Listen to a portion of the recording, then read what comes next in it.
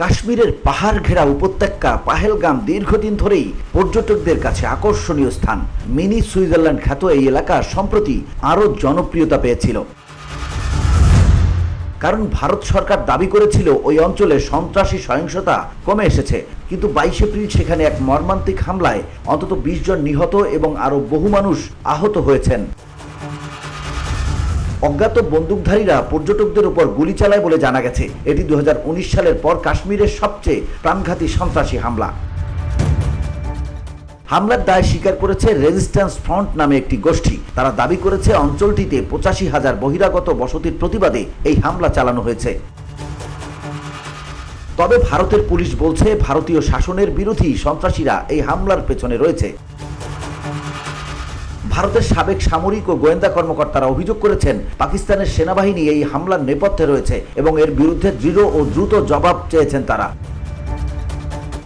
উল্লেখ্য, 2009 সালে সন্ত্রাসী হামলায় 40 জন ভারতীয় আধা সামরিক বাহিনীর সদস্য নিহত হওয়ার পর ভারত পাকিস্তানে বিমান হামলা চালিয়েছিল। এর জবাবে পাকিস্তানও পাল্টা আক্রমণ করেছিল। তখন ভারতীয় একটি যুদ্ধবিমান পাকিস্তানে বিধ্বস্ত হয় এবং পাইলটকে পরে ভারতের কাছে ফিরিয়ে দেওয়া হয়। কাশ্মীরে পরিস্থিতি স্থিতিশীল বলে ভারত সরকার যে দাবি করে আসছিল, এই হামলা সেটিকে বড় ধরনের ধাক্কা দিল। 1989 সাল থেকে শুরু হওয়া ভারত বিরোধী সশস্ত্র বিদ্রোহে এ পর্যন্ত কয়েক হাজার মানুষ নিহত হয়েছেন। 2019 সালে কাশ্মীরের স্বায়ত্তশাসন বাতিল করার পর কেন্দ্রশাসিত অঞ্চলে পরিণত হয় জম্মু ও কাশ্মীর এবং লাদাখ। এই সিদ্ধান্তের ফলে বহিরাগতরা এলাকায় জমি কেনা ও চাকরি পাওয়ার সুযোগ পেয়েছে, পর্যটনও বেড়েছে। তবে পাকিস্তানের সঙ্গে সম্পর্কে চরম অবনতি ঘটে। সম্প্রতি এক ভাষণে পাকিস্তানের সেনাপ্রধান জেনারেল আসিম মুনির কাশ্মীরকে আমাদের শিরার ধমনীর সঙ্গে যুক্ত বলে উল্লেখ করেন।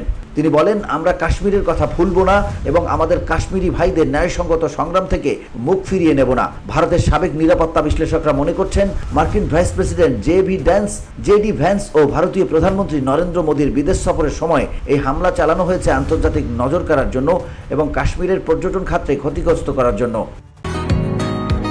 বসুন্ধরা, উত্তরা, বনশ্রী, কুড়িল ও বাড্ডা সহ রাজধানীর বিভিন্ন স্থানে অভিজাত ও অত্যাধুনিক মানের ফ্ল্যাট কেনার এক নির্ভরযোগ্য প্রতিষ্ঠান প্লেজেন্ট প্রপার্টিজ লিমিটেড। তাই আপনার স্বপ্নের আবাসনের জন্য আজই যোগাযোগ করুন।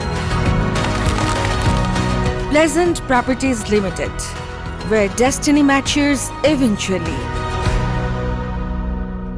সেখানে কয়েক সপ্তাহের মধ্যে একটি বড় হিন্দু তীর্থযাত্রা অনুষ্ঠিত হওয়ার কথা রয়েছে। 2024 সালের জুনে হিন্দু তীর্থযাত্রীদের বহনকারী একটি বাস পাহাড়ি গিরিখাতে পড়ে গেলে 9 জন নিহত হন। সেই ঘটনায়ও সন্ত্রাসী হামলার ফল বলে মনে করা হয়।